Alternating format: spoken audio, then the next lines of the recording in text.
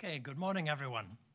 I'd like to call this meeting of Heritage Oakville to order and to say how nice it is to be here. I missed the last meeting. We had a nice family visit.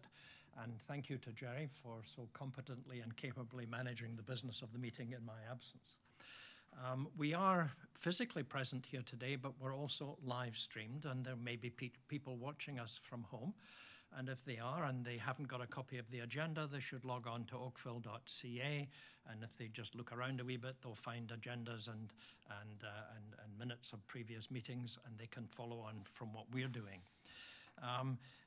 Delegations can, if the people are physically here, they can delegate, but if people are not physically here, they can only delegate remotely, and they can only do that if they've arranged it with the secretary or the clerk or by noon on the business day prior to the meeting. The same goes for Planning and Development Council, because, as you know by now, we make recommendations and they go to Planning and Development Council at its next meeting on Monday, September the 24th at 6:30 p.m. And anyone who wishes to delegate at that meeting should let the clerk know before noon on the business day prior to that meeting. So we have one discussion item on the agenda today and an information item. So, Madam Secretary, do we have any regrets for today's meeting? Mr. Chair, we do have regrets from Councillor Gittings and Bob Loughlin. Okay, good. And I saw earlier Jason had his picture up in the top left of my screen. So Jason, I believe you're attending remotely. I see you again now. So don't be afraid to shout or bang pots or something if I'm not paying attention to you and giving you the chance to speak. Okay. Do we have any declarations of pecuniary interest with respect to any matter before the committee today? Nope, seeing none. The next item on the agenda is the confirmation of the minutes of our last meeting, and these were circulated. Are there any comments on these minutes? Would anybody like to give me a motion? Thank you, Brenda. So we have from Brenda a motion to approve the minutes as circulated. Anybody opposed to that motion? Seeing none, the motion is carried. Thank you very much. So our discussion item today is 4.1, which is a notice of intention to designate multiple properties, that indeed there are multiple properties. I think we've got 8. And Kristen is going to lead us through that item. Okay. Hello. Can you hear me? Is that okay? No? You can't? I have to lean like this? Okay, what about now? Is that okay? Okay, sorry. All right, so just as a reminder, I'm Kristen and I'm helping with the designation project. So today I'm going through the 8 designations we're bringing forward. As you can see, hopefully on the slide in front of you, these are them. I'm probably not going to say each one individually, but we will be going through them. Is that correct? Okay. So first up is 131 Chisholm Street. This is the Lewis House. It was built in 1907 by George Lewis. He's actually a builder that also built the semi-detached beside the house that was previously designated as well. This one is a 1.5-story vernacular frame house. It has some unique Queen Anne built elements, and it adds to the historic streetscape of this area. So we'll go briefly over what it hits. All right, so the house's heritage does meet 906 criteria in terms of the design value. As I said, it's an early 20th century vernacular frame house. Historically, it's associated with the development of this area west of 16 Mile Creek, and contextually, it is important in defining, supporting, and maintaining the character of this neighborhood, and is physically and historically linked to its surroundings. Up to the next one. This is 176 Douglas. So this one is the McNeil House. It was built between 1912 and 1913 by Roderick McNeil. It is a brick Edwardian house in the Brantwood neighborhood, which we have been designating properties in throughout the last couple years. And it is one of the first homes in the subdivision, as it started being built in around 1910 to 12. So this one meets design physical value, as it is a representative example of an Edwardian style house. It is associated with the development of the Brantwood neighborhood, which is an early 20th century subdivision of Oakville. And contextually, it also meets two criteria. It defines, supports, and maintains the Brantwood character and is physically, functionally, visually, and historically linked to its surroundings. So then the next two houses are actually kind of sister houses, so I'll kind of talk about them at the same time. We call them the Kenny houses, south and north. It's 128 and 132 Reynolds in downtown Oakville. They were both built by David Kenny. So actually on this lot before, he had owned a roller rink in the 1885, sorry, it was built. And then it closed down in 1890, and the houses were subsequently built by him using materials from the roller rink. And there was also two sister houses on Church Street, so there was 4 that were built by him, but those ones on Church Street have since been demolished.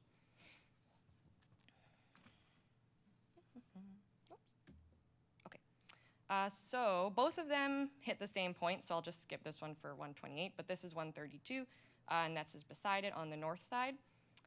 Same kind of general architecture. So both of them are examples of vernacular Gothic Revival architecture. They are both associated with the 19th century commercial and residential development of downtown Oakville, and they're both physically, visually, and historically linked to the surroundings. All right, and then we have another fun batch. So this one is actually 4 houses on like a streetscape representing kind of the early origins, working class origins of Brawny. So this is 2366, 2370, 2374, and 2378 Sovereign. So they are these 4 were originally on one larger lot that was owned by Charlotte and Permanus Osborne. They then split it up and gave the lots to their children, who then built houses. So these houses are interesting. They add to the historic streetscape. A lot of them are either inspired by or built from kind of like mail order catalog houses, like the Sears ones. And so these 4 create a nice working class historical stretch on Sovereign Street. So they all meet the same historical and contextual criteria for the 906, but their design value is different. So I'll go over those for each one. So first up is the Alicia and Christina Grice house. So Christina was the daughter of Charlotte and Permanus. So these guys got this bit of land. And this one was built in the early 1910s, I believe.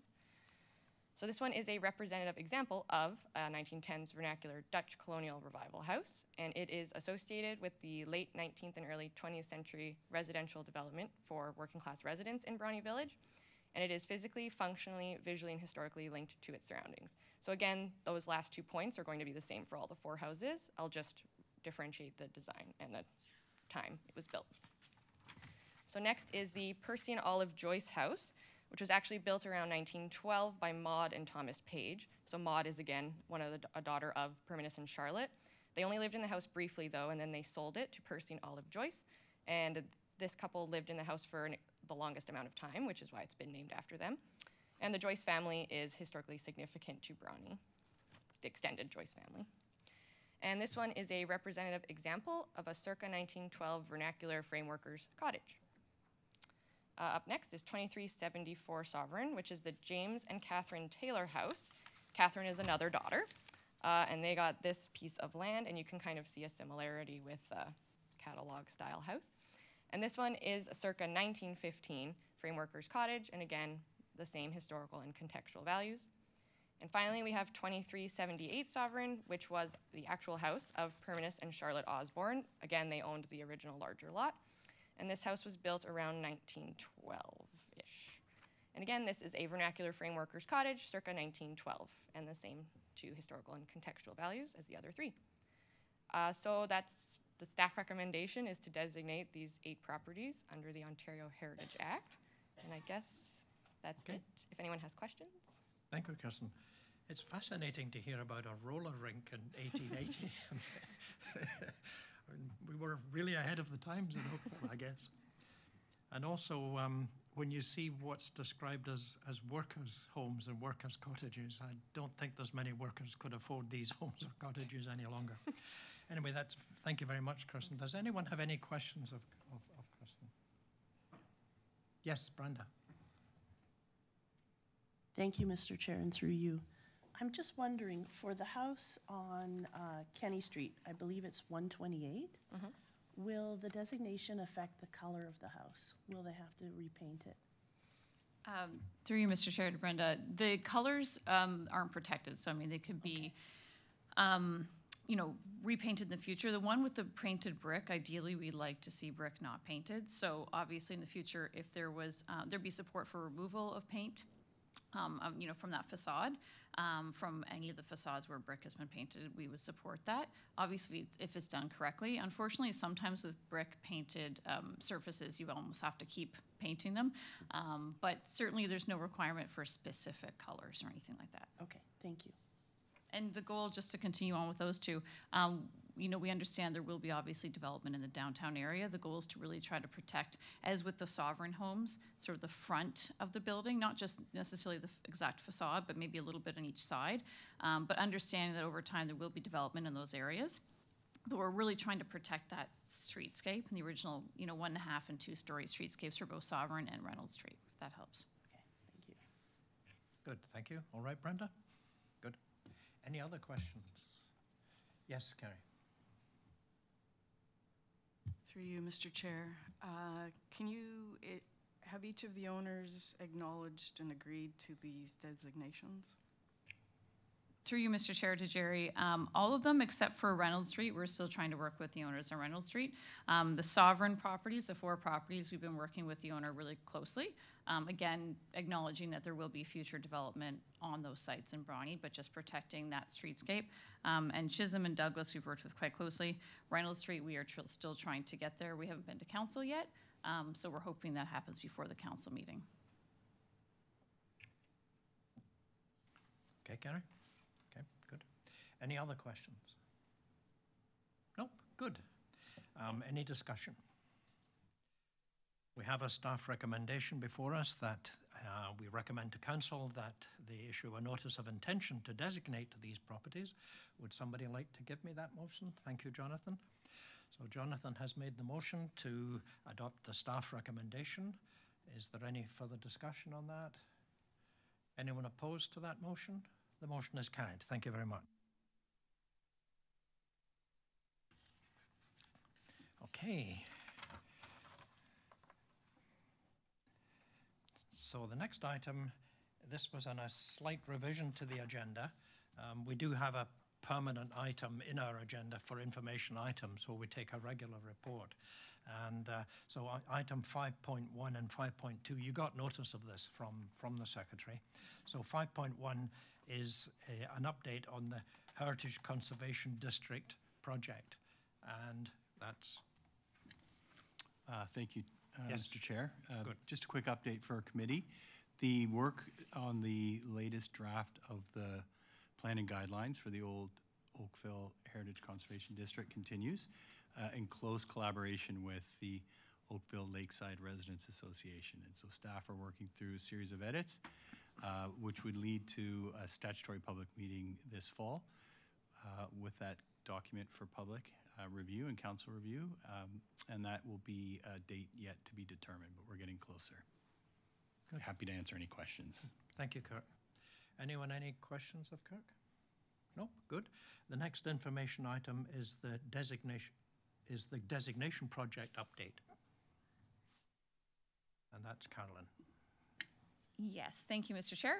We will continue with more designations. There won't be any at the next September meeting just because the timeline was quite short. We're having an early September meeting, but we will be bringing the next batch for the October meeting. And of course, we have a number going to council on September 24th to continue through.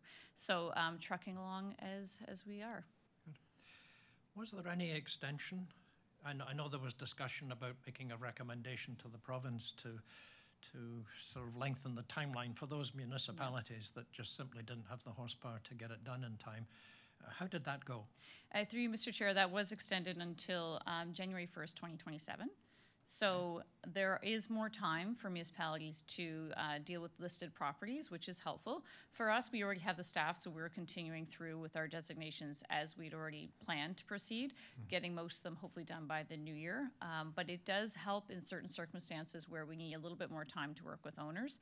Especially there are a lot of properties for example, some in North Oakville that would be part of future developments where we might be looking at heritage easement agreements. And so that gives us a bit more opportunity and time to work with owners to complete that. So it has been a helpful change. Obviously, most municipalities were reaching out to the province looking for more time. I think most were looking for an additional 5 years, but we have an additional 2 years, which is still quite helpful. So, so we'll proceed as normal with the designations, but you still will see some designations coming up till 2027. Okay, good, super. Any other questions of Carolyn? Jerry? Thank you, Mr. Chair. Carolyn, I gather that through the designation process that the staff has identified all the properties that would be at risk for future development, et cetera, that should be protected? Yes, through you, Mr. Chair, to Jerry, yes. That was done in November 2022, I think I want to say, when we had basically looked at which ones we had left listed that needed protection through designation or through other means such as a heritage easement agreement. So that has been done as part of this process. So we have spreadsheets, lots of spreadsheets labeling all of that out and tracking our progress with those. Okay, good. So we're in good shape. Yeah. Thank you. Thank you, Carolyn. Okay, good. Any other questions? No? Thank you, Kristen. Thank you, Carolyn. Right. So the date and time of our next meeting is Tuesday, September the 17th at 2024 at 9:30 a.m. in the council chambers. So could I have a motion to adjourn? Jerry's giving me a motion to adjourn the meeting. So the meeting is now adjourned, and thank you everybody for the gift of your time today. It's been a short meeting, a good meeting, but still an important meeting. We're moving our project along very nicely. Thank you, everybody.